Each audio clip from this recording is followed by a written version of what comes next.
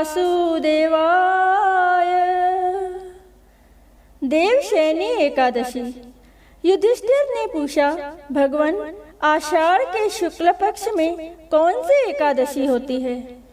उसका नाम और विधि क्या है, यह बतलाने की कृपा करें।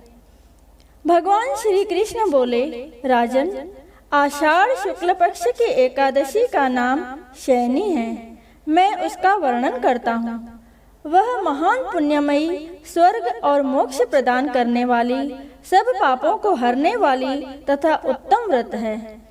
आषाढ़ शुक्ल पक्ष में शयनी एकादशी के दिन जिन्होंने कमल पुष्प से कमल लोचन भगवान विष्णु का पूजन तथा एकादशी का उत्तम व्रत किया है, उन्होंने तीनों लोकों और तीनों सनातन देवताओं का पूजन कर लिया। हरिशयनी एकादशी के दिन मेरा एक स्वरूप राजा बलि के यहाँ रहता है और दूसरा क्षीर सागर में शेषनाग की शैया पर तब तक शयन करता है जब तक आगामी कार्तिक की एकादशी नहीं आ जाती। अतः आषाढ़ शुक्ल पक्ष की एकादशी से लेकर कार्तिक शुक्ल एकादशी तक मनुष्य को भली भांति धर्म का आचरण करना चाहिए।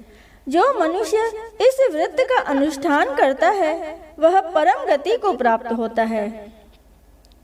इस कारण यत्न पूर्वक इस एकादशी का व्रत करना चाहिए। एकादशी की रात में जागरण करके शंख, चक्र और गदा धारण करने वाले भगवान विष्णु की भक्ति पूर्वक पूजा करनी चाहिए।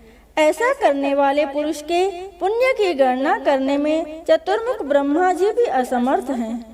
राजन, जो इस प्रकार भोग और मोक्ष प्रदान करने वाले सर्व पापहारी एकादशी के उत्तम व्रत का पालन करता है, वह जाति का चंडाल होने पर भी संसार में सदा मेरा प्रिय करने वाला है।